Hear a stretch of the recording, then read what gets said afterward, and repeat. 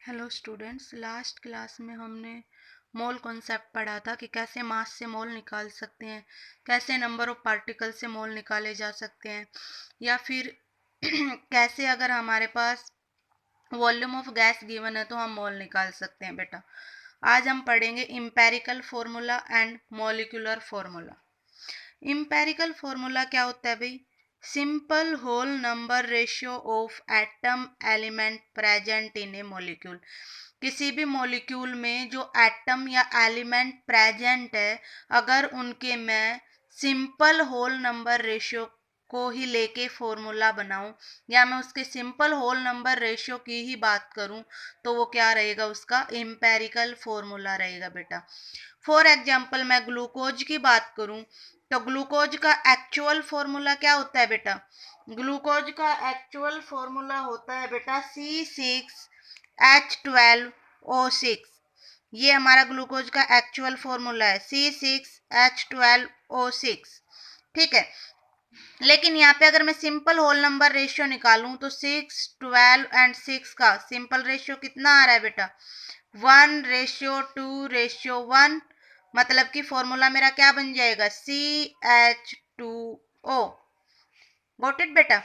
तो क्या रहेगा एम्पेरिकल फॉर्मूला में कि हम सिंपल होल नंबर रेशियो लेके चलेंगे उस एलिमेंट का जो उस मॉलिक्यूल में प्रेजेंट है। बेटा जैसे कि मैंने ग्लूकोज का बताया, एक्चुअल में ग्लूकोज के 6 carbon unit, 12 hydrogen unit and 6 oxygen unit present है।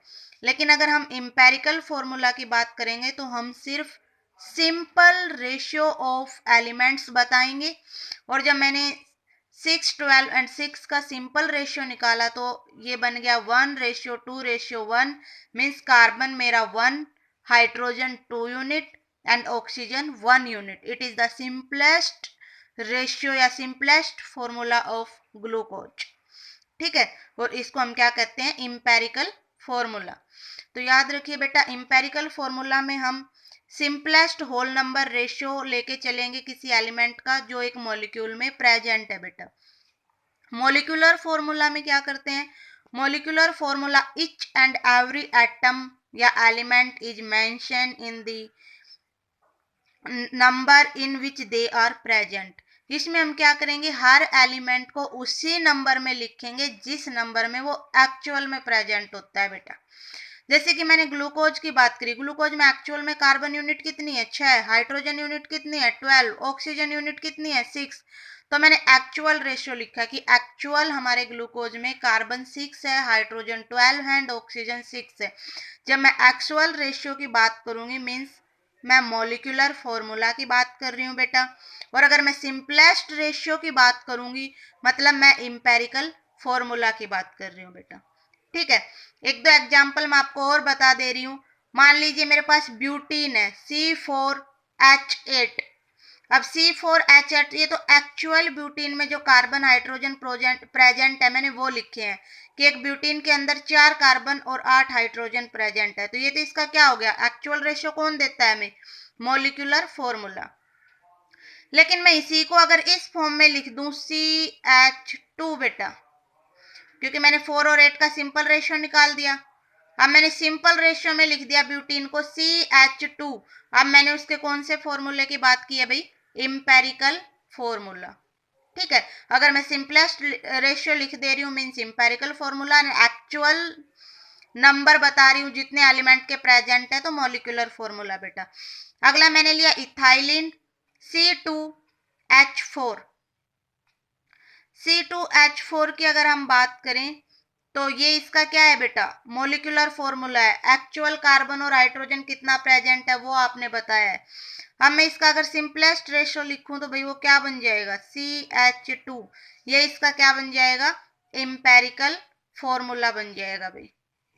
ठीक है, इम्पेरिकल एंड मॉलिक्यूलर मास क्या होते हैं भाई? मैंने ग्लूकोज लिखा था, ग्लूकोज का इम्पेरिकल फॉर्मूला कितना आ रहा था भाई? CH2O। एंड मॉलिक्यूलर फॉर्मूला कितना आ रहा था ग्लूकोज का? C6H22O6। अगर मुझे इम्पेरिकल मास चाहिए तो मैं सम कर दूंगी इनके एटॉमिक मास का, मतलब मेरा जो इम्पेरिकल फॉर्मूला है उसमें जो एलिमेंट नंबर प्रेजेंट है उनके एटॉमिक मास का अगर मैं सम कर दूंगी तो इम्पेरिकल मास आ जाएगा। और अगर मॉलिक्यूलर मास में प्रेजेंट एलिमेंट के एटॉमिक मास का सम कर दूंगी बेटा तो मॉलिक्यूलर मास आ जाएगा। तो इंपेरिकल मास क्या हो गया भाई, it is the sum of atomic mass of all atom present in empirical formula. ये इंपेरिकल फॉर्मूला में प्रेजेंट है हमारे जितने भी एटम, उनके सब के मास का सम क्या होता है, इंपेरिकल मास होता है बेटा। And sum of atomic mass of all atom present in molecular formula, अगर हम सम कर दें जितने भी एटम हमारे मोलिकुलर फॉर्मूला में प्रेजेंट है तो हमारे पास क्या आ जाएगा, मोलिकुलर मास आ जाएगा।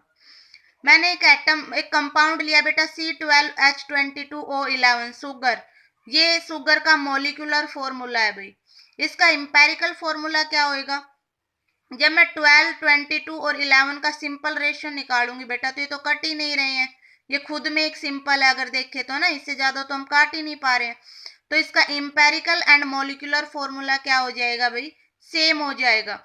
तो जहां पे सिंपलेस्ट रेशियो आप नहीं निकाल पा रहे हैं वहां पे इंपेरिकल एंड मॉलिक्यूलर फॉर्मूलाज क्या होंगे, सेम हो जाएंगे।